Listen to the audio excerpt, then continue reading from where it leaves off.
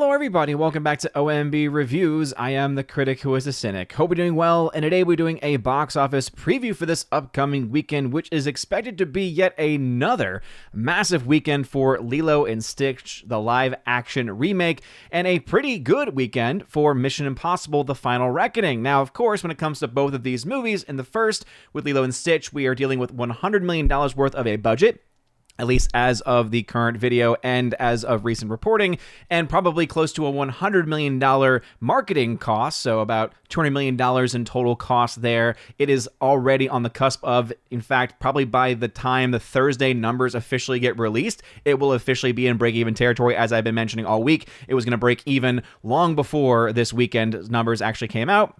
And sure enough, we'll look at the charting and see why that is the case, with some of the numbers from Thursday not yet having been reported. And so essentially it has broken even at this point, meaning, yeah, it's to the moon at this point. It's just going to keep on making profits. It's only been out for less than a full week. And so if you're already hitting that break-even point on a $100 million budget with $100 million worth of marketing, that is a very, very good sign. And these holds are looking very good for it as well. One could also argue that Mission Impossible seeing good holds here too. The difference, though, is whereas Lilo and Stitch only cost $100 million to make, in addition to its massive marketing, the case of Mission Impossible: The Final Reckoning is that the movie cost over $400 million to make. Now, there is an argument to be made that maybe that number will go down a little bit, just like with the Dead Reckoning Part 1 situation. They actually got some insurance money since there were delays on the movie, and they had gotten insurance in case things like that happen, right? Sometimes films will do that. Studios will get insurance so that if there are unforeseen delays, they can get some money back. And so we will likely see some of that get back. We'll see if they report it. They did for Dead Reckoning. We'll see if they do it for The Final Reckoning,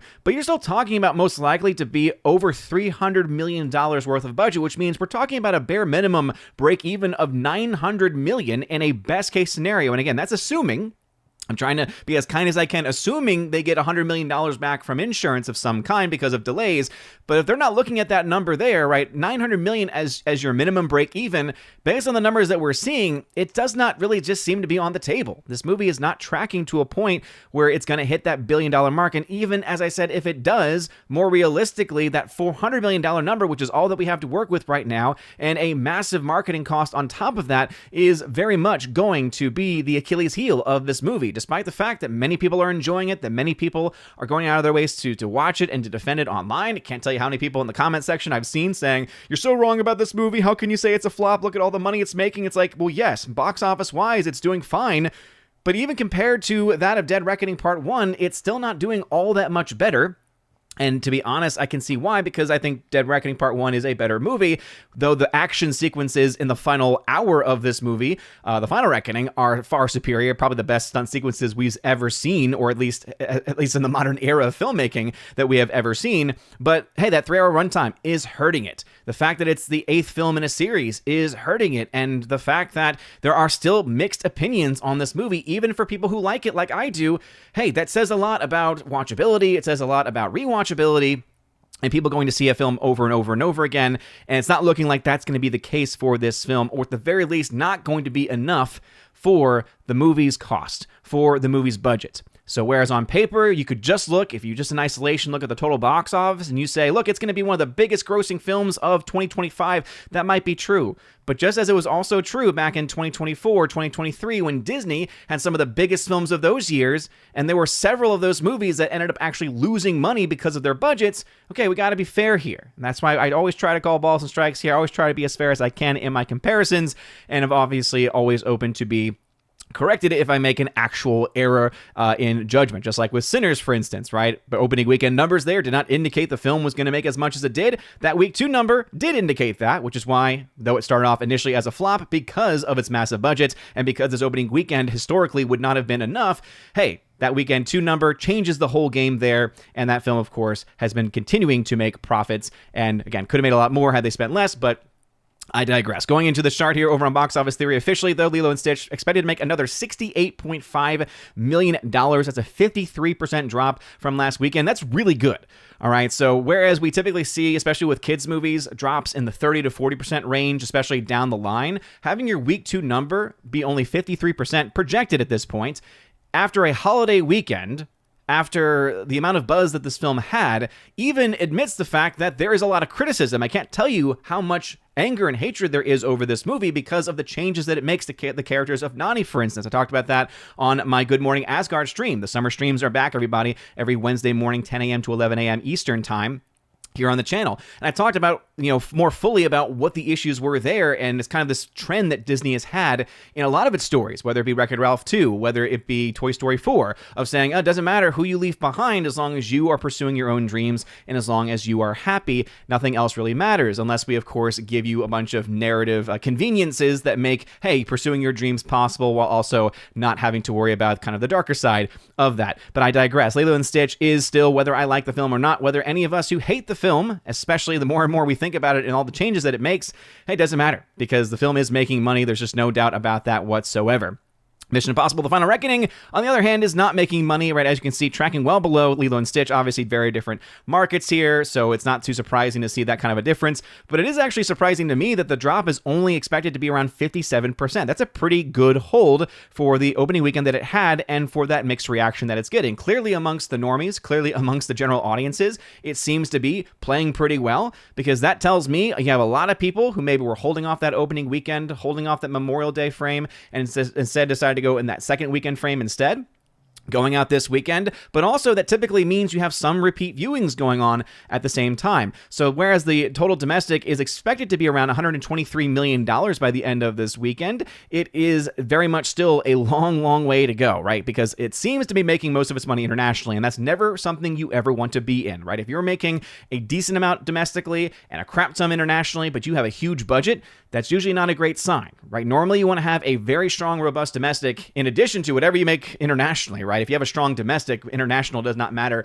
as much because of how much you get back as a studio from the domestic market. But still, that being the case, we have Mission Impossible: The Final Reckoning very much in a precarious situation. And again, it's exclusively because of its budget, right? So as on paper, the film is doing well enough for the kind of movie that it is, for a 3-hour movie to boot. That budget is really holding it back. We do have a new release this weekend in the case of Karate Kid Legends. This is, of course, a film that no one was really asking for because this really doesn't try to tie in Cobra Kai, right? That's something that people actually did have interest in, right? A Cobra Kai movie or a tie-in to the Karate Kid movies, try to actually tie officially in a movie, the movieverse and the series. But instead, it feels much more like hey, you remember that Karate Kid reboot we made in the early 2000s with Will Smith's kid? Yeah, let's just go ahead and make a Legends movie so we can bring in Ralph Macchio, and we can then have it be more formally canonized in this way with a newer story. And apparently the story itself, in the first half of it at least, is pretty fun, but then it just kind of goes off the rails and becomes a very forgettable movie. And so I can't say I'm surprised to hear that. And this movie didn't cost nearly as much as it could have, but it's not looking too great as far as its opening weekend, only expected to make $16 million here domestically. We'll have to wait and see by Sunday what those international numbers are looking like. There's some early numbers being reported because it did get released early in I think it was in Mexico, maybe a couple other places. So it's made 13 million there already. But that also means that opening weekend frame is going to be a little bit tilted because it's going to have those early numbers included within it. Then we have Final Destination Bloodlines, expected to hold another 42% hold there. So that is a pretty decent hold for the kind of movie that it is. It's already profitable, making its money back, adding on to those profits. Bring Her Back from A24. I've heard some pretty good things about it. Jeremy Johns just watched his review of it, and he actually had a lot of positive things to say. He said it's more of a psychological drama than it is an actual horror film. That makes me happy because I don't like horror movies, but if you have that psychological aspect and it's a movie that makes you think and doesn't really try to get you too much with the horror stuff, might be interested in that, of course, unless it deals with anything demonic, in which case, nope, I stay away from that stuff as best I can. And I think he mentioned that a little bit in his review. But hey, A24, new release here, $8.8 million. It's pretty good for the kind of movie that it is. Now, I had actually forgotten that this movie was coming out this weekend because there's another film that's getting a limited release this weekend that we can't really account for as of yet and until next weekend when it gets a wide release. But this film, no reports yet. This is an Australian film. Okay, very interesting here from a bunch of YouTubers. This is the same ones who did the follow-up, or this is a follow-up to the film Talk to Me, which I also did not do. That film did deal with some demonic elements. It seems that there's a bit of a theme here, and let's just say I might have some concerns about that in general. But with that being said, okay, good for them to make that from A24. No budget being reported is what I was trying to say there. Those tend to cost very, very little. Again, if memory serves, the amount of money they spent on Talk to Me was very, very small. It was considered one of the best low-budget films to come out in the year that it did. So I imagine this film will probably be of a very similar price and caliber. So $8.8 million for that kind of a thing is actually pretty good. Sinners continues to hang around, 30% hold there. Another $6 million for Warner Brothers. Very, very good numbers there. Thunderbolts, 44% hold. Percentage-wise, seems okay. But as we all know, this is just, again, a continuing of the abysmal box office run for this movie, which again, based on its opening weekend and based off of the fact that people had very supposedly liked the film, right? The reviews for it were actually pretty high. Apparently not high enough. The love for this movie is not high enough. And that's why, and the reason why is because even though, and this is something I disagree with the community over in Criticalist with, even though many of them have said, oh yeah, well, this is like the best MCU film that we've gotten in so long, and oh, y'all are just hating on it, and or other arguments to that same extent, my thought was, okay, so where would you actually put this in the MCU? And I guarantee you that every single one of them, for the most part, would likely have this film either be in the very middle, right? There's been, 30 plus movies from the MCU at this point. So they put it maybe at the number 15 spot in a best case scenario, or that lower tier, that lower third. And so just because it's the best you've had in a long time does not mean that it is good, does not mean that it has any staying power, right? If it was, you would be seeing a lot better holds here. You'd be seeing a lot better box office. Again, there was nothing to really keep this movie back from overtaking the box office for Captain America: Brave New World, but it's not done that. And the only explanation as to why that is actually the case has to, of course, be that there is just not as much interest in it as people may have thought, or that the ones who say they really liked it didn't actually go to see it again, which they may have done had they actually loved the movie as much as maybe they were making themselves out to be.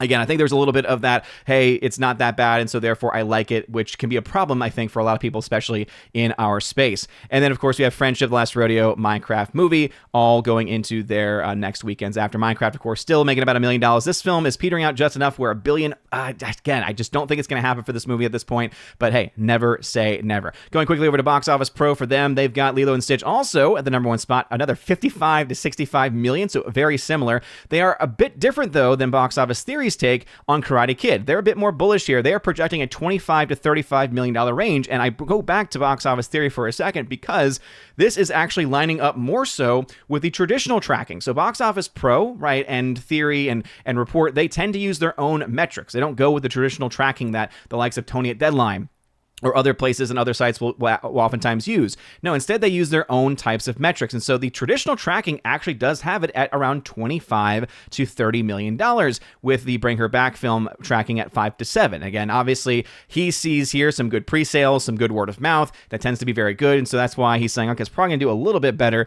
than that traditional tracking. Whereas a film like Karate Kid Legends does not seem to be getting that good word of mouth. Does not seem like it's really moving the needle on social media or anything like that, which means, hey, if you're projecting 5 to 7, okay, 25 to 30, okay, maybe not going to do that, right? More people are going to be wanting to go see other films that are out in theaters right now than actually going out of their way to go see this one. And so, again, I would probably go in line with what they're saying at $14 to $21 million, but it does need to be said that Box Office Pro does think 25 to 35. We'll see, of course, what happens there. Mission Impossible takes the number 3 spot, according to them, with 25 to 32. So even in their range there, they do indicate that it's going to be likely a tie between them, or at the very least, there's going to be some competition for that number 2 spot. I would also say Box Office Pro's numbers seem to be a little bit more apt to what is likely to happen, with Lilo and Stitch making another $64 million there, so very bullish on that projection. And Mission Impossible: The Final Reckoning making another $31 million, a 52% drop from the second weekend, so very similar to what we saw in Box Office Theory,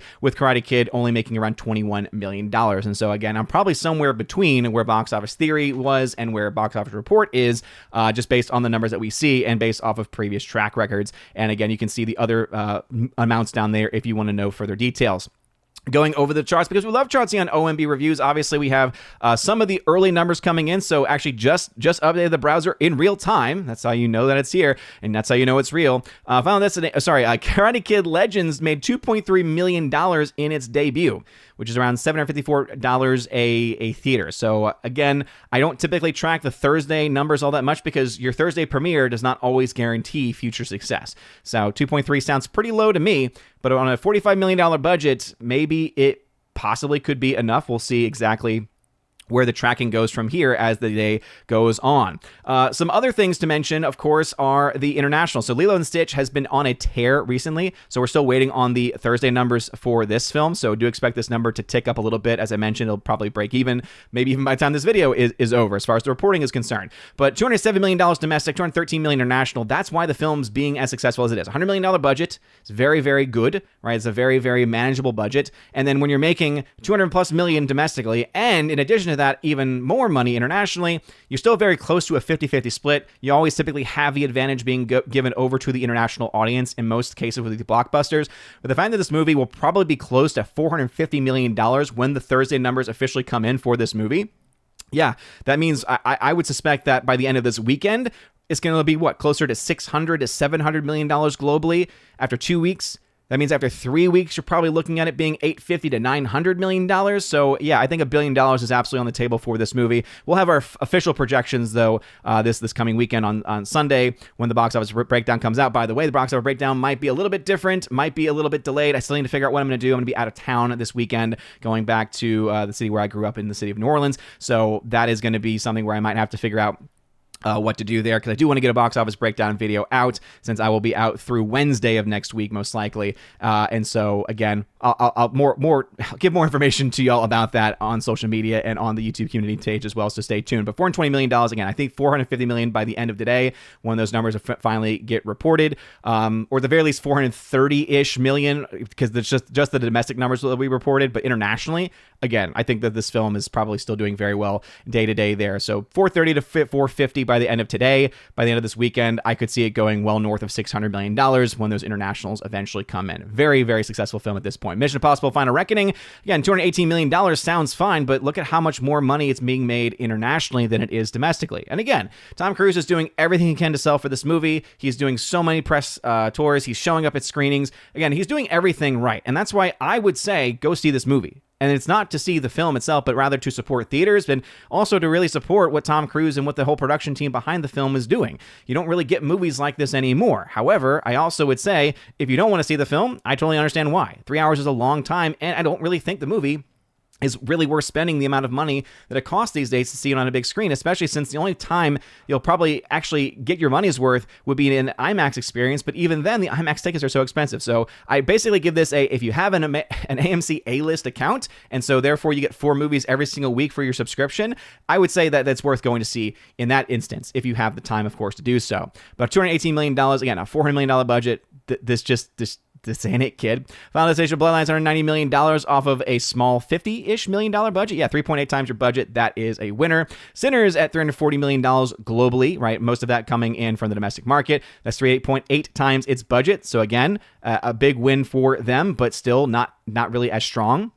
Again, it's about the same per budget ratio as Final Destination Bloodlines has, and so obviously the box office for Sinners is that much higher, but as far as actual net profits are concerned, they're looking at very, very similar numbers at this point, and this film is still relatively new. So again, you could actually see Bloodlines maybe even edge it out, or at the very least tie it by the end of its run, but again, we'll have to wait and see. Sinners is still holding really, really well, no doubt about that. Thunderbolts at $359 million. Again, by the end of this weekend, I would imagine it will be closer to $400 million, but not by much. I think maybe, 370-ish million? It's just slowing down so much to where I don't think it's going to have the chance. It's definitely not going to break even, right? That was potentially the case, right? It was a very rare circumstance where if it had just done really well, if that word of mouth was as strong as people were saying that it was for the movie, it could have happened. That didn't happen. Obviously, in the subsequent weeks, we've seen that. And so the realistic situation, unfortunately, for this movie is that it will end as a flop, but also that it likely will not be able to match that of Brave New World, which is also sad, just because objectively it is better than Brave New World, even though it is still not a great film. And then Minecraft, $940 million, and again, we'll wait and see what some of the updates are there. But again, $950 million by the end of this weekend, most likely. So it's got a chance, but I think at this point it's on, Blu-ray and 4K coming out soon, and VOD soon, if it's not already. So it's going to be, very hard to do, but it's, again, don't rule that film out. Some last updates here on the charts, because we love Chatsy on OMB Reviews, right? Karate Kid. So because the film cost $45 million to make, that means its break-even point is $135 million. Right, so most films need to make around 3 times their budget in today's market, because most films make first most of the money overseas, internationally, where they get a lot less back money. Get back They get much less back as far as their money is concerned. And you also have the factor of marketing costs too, right? Sometimes not just being your 1.5 times your budget as total cost, right? Sometimes it's 2 times your budget, right? And as in the case of Lilo and Stitch. And so because of that, that's also why the break-even point is closer to 3 times your budget, right? Remember when it came to Lilo and Stitch, this film already has made, right, over 3 times its budget, right? So it is already well north of that $300 million mark. In fact, it's at $420 million, but it is still actually in the red. And the reason why, again, is because of the fact that it cost another 50 plus million more so than your typical marketing would for the kind of movie that it is. Now, again, we don't know what the official marketing was for this film. Just Disney as a company is always very consistent when it comes to these things, and they're typically spending at least $100 million on their marketing, and that's for like almost every single one of their movies. We also know their budgets are sometimes higher than what's being presented to us, but again, because we don't have the budget side information, all we can do is go based off of the most likely case when it comes to their marketing, and that's the reason why it will, again, once the numbers officially come in from Box Office Mojo, in the chart at least, that's when it will officially break even. And in fact, let's go ahead and see if we can do this in real time to see if anything like that has happened. Still have not gotten those numbers from Box Office Mojo yet. But again, that will happen by the end of today. That'll officially break even. And by the end of this weekend, it'll be adding quite a bit of money to its profits. Final Destination Bloodlines at $16 million in net gain profits. So very good for that film. Thunderbolts, $112 million in the red. So it's not going to be able to make that up. The Accountant 2 is also still a flop. Sinners at $33 million in net gain profits. So pretty good there. So it's actually double what Bloodlines is. And again, that's because of just, again, how much money you spend versus how much money you actually make in the theaters. And again, a big part of that is because it's gotten a lot more money. It's been out longer domestically, internationally. So that's why its profits are a lot higher, even though we could say that the, times its budget is what it is, because almost double the budget in the case of Sinners versus that of Bloodlines. And let's see, Minecraft movie at $940 million means it's made $210 million in net profits. Now remember, that's going to be likely split between the production company. So between like Warner Brothers and between Mojang and the companies behind Mojang, right? So probably going to be close to a 50-50 split. I don't have the contract in front of me, so I can't say exactly what the split will be, but they typically do have splits. So still, that's about $100 million of net profit for Warner Brothers, which obviously needs a lot of wins after last year and the previous years, really, where it had some pretty big losses. It had some pretty good wins last year, too, but it's definitely a good sign for this film going forward. But anyway, those are the movies as they stand. So what are y'all's thoughts on this? What do you think Lilo and Stitch is going to make? Again, I think $1 billion is absolutely on the table. I'll be able to say firmly whether that will happen or not on Sunday of this week, hopefully, if I'm able to get that video recorded. Mission Impossible Reckoning, the final reckoning. Do you think this film is going to surprise us, right? As I said before, I think it's going to be one of the biggest films of the year, but that budget means it's not going to be a hit. It's not going to be a financial success. And so what are y'all's thoughts on what the losses for that movie are going to look like? And then Karate Kid, Legends, do you have any plans to see it? Again, have not heard the best things about it. Have heard that it's very forgettable, not really worth your time. Again, some people like Jackie Chan, so maybe you'll want to see him in it. I've heard good things about the young actor they have playing the kid in this film, who is really a kung fu master. So that's a whole other problem with it. It's like, okay, it's called The Karate Kid, but apparently it's kung fu. And now there's an adaptation of that going on in the film too. Again, Jeremy Johns, I think, did a good job trying to break those different story elements down. But what are y'all's thoughts on that? Do you like the film? Is it any good? Do you think it's going to make any money this weekend? Let me know your thoughts about any of these things in the comment section down below. If you like this video, make sure, of course, that you smash the like button. Make sure you smash the rumble button as well. You guys are all amazing and beautiful people. Have a wonderful rest of your day. A blessed Friday.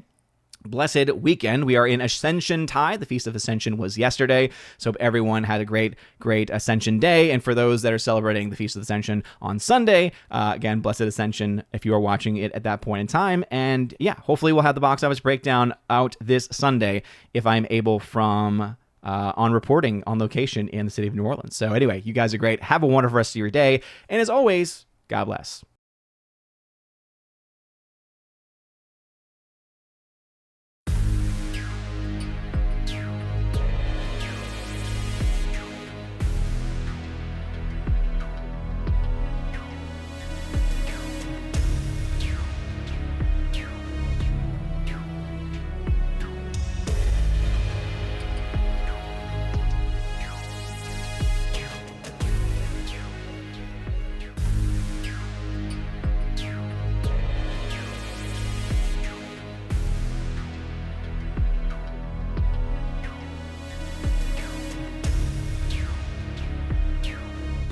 now for a huge special shout out to all of my Chosen of Valhalla members, starting off first with my people on Patreon, Father Luca Illich and Miss Martin Muses. Check out her YouTube channel by the same name, Miss Martin Muses. Also to my Subscribestar people, Matt317. Check out his Twitch channel by the same name, Matt317. Also a huge shout out to my newest YouTube member, Raichu. And lastly, to my YouTube member, Mr. Roy, shout out to you, good sir. And if you want your name shouted out at the end of every live stream and video, check out the top link in the video description below where you get access to that. Also, you get access to a plethora of other things. You get your name listed at the end of every live stream and video, like you saw in those names that came up before this video started. And also access to a giveaways channel that I host over on the Discord server where I give away 4Ks, Steelbooks, Blu-rays, all kinds of stuff. So check that out if you're interested in that. Also, I have an exclusive podcast that I hold at least once a month, and it's always a good time, and you get extra bonus content with that also. So if any of that sounds interesting,